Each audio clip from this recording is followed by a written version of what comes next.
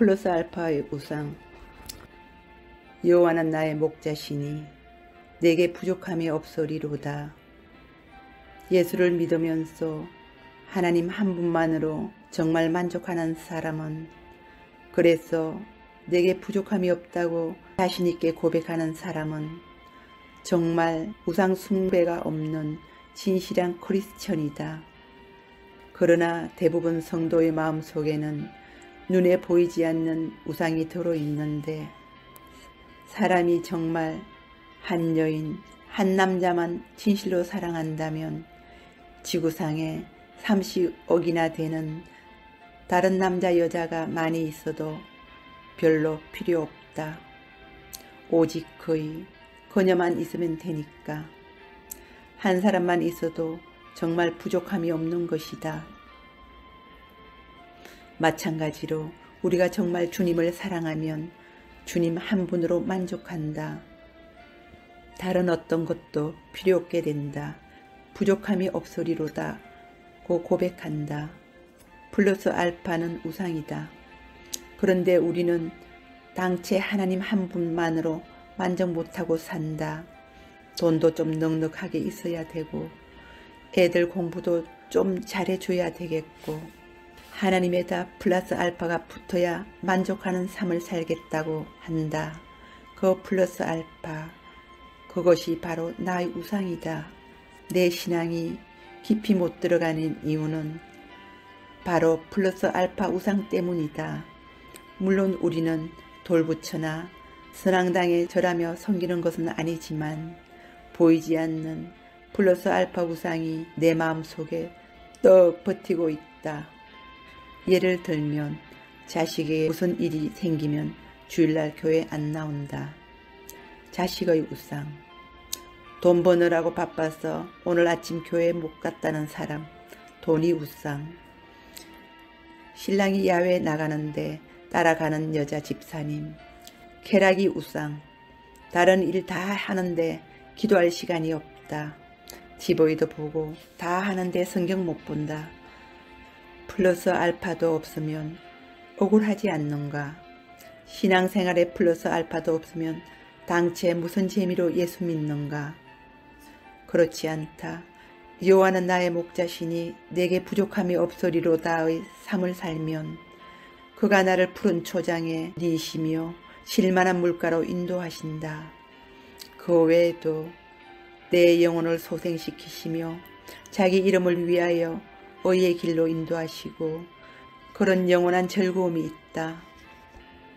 또한 배우자, 자녀, 물질, 취미활동 등 그것이 죄가 아니고 우상이 아니라면 하나님은 우리가 그것을 누리며 즐겁게 사는 것을 기뻐하신다.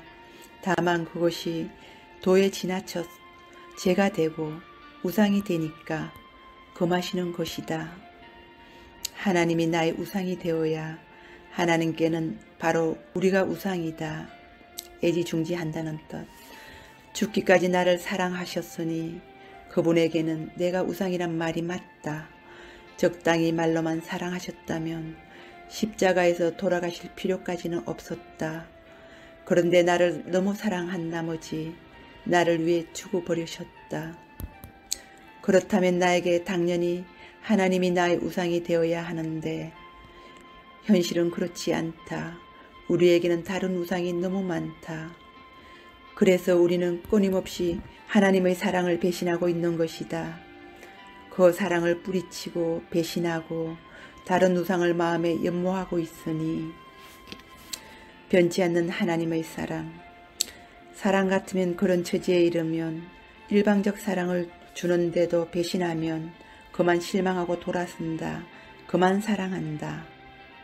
그러나 하나님은 그렇지 않다. 하나님의 사랑은 얼마나 크신지 그런 나의 배신조차도 극복하는 사랑이다. 나를 위해서라면 얼마든지 나로부터 배신을 당하면서도 계속 사랑해 주신다. 내가 우상을 섬기는 일이 잘못임에도 불구하고 배신임에도 불구하고 변치 않고 나를 사랑해 주신다. 그런데 우리가 한 가지 꼭 명심해야 할 사실은 우리가 육체로 살아있을 때까지 그런 변치 않는 사랑을 받는다는 것. 사람이 죽고 지옥에 간 다음에도 계속 변치 않고 사랑하시는 것이 아니다.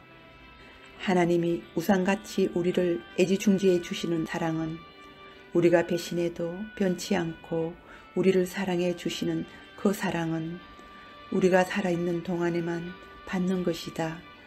그러므로 살아있는 동안 회개하고 예수를 믿어야 한다. 우상을 없앤 아브라함. 눈에 보이는 바알, 아세라 형상에 절하지 않는다고 했어. 오늘날 우리가 우상 숭배 안 한다고 여기면 큰 미혹에 빠진 것이다. 눈에 안 보이는 마음의 우상이 정말 무서운 것이다.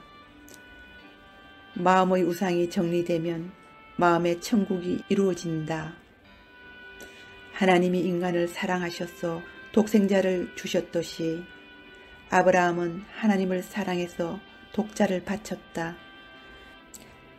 아브라함이 이삭을 바쳤던 것은 아들이 우상이 아니었다는 증거다. 그의 마음에 우상이 없었다는 증거다. 그래서 그는 마태복음 1장 1절에 나오는 위대한 믿음의 조상이 되었다.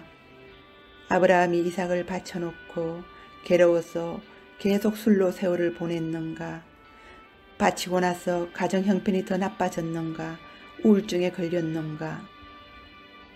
마찬가지로 우리도 마음의 우상을 없애면 바치면 상황이 나빠질 것 같지만 환경이 나빠지는 것이 아니라 반대로 내 마음에 천국이 임한다.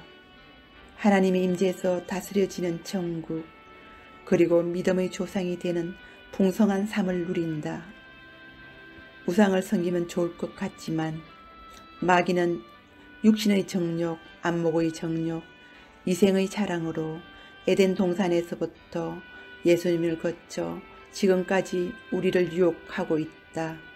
그런 우상을 사랑했어. 그런 잠깐의 신기루에 빠졌어. 재미 본 사람 있는가? 모두 실망, 허탈, 허무, 배신 등 불보듯 뻔한 참담한 결과를 낳았다. 하나님은 그런 참담한 결과를 미리 내다보시고 안타까워하신다. 그래서 마음의 우상을 없애고 마음을 다하고 하나님만 사랑하고 섬기라고 하신다. 죄가 아니고 우상만 아니면 좋은 게 좋은 것이지만 그것이 죄가 되고 우상이 된다면 심지어는 남편도 아내도 자식도 돈도 안 좋은 결과를 가져오게 된다. 오직 하나님만 우리 삶 가운데 첫 번째가 되신다. 오직 여호와는 나의 목자시니 내게 부족함이 없으리로다 고백하고 살면 푸른 초장 실만한 물가로 인도되는 예수 안에서 풍성한 삶을 누릴 것이다. 아멘.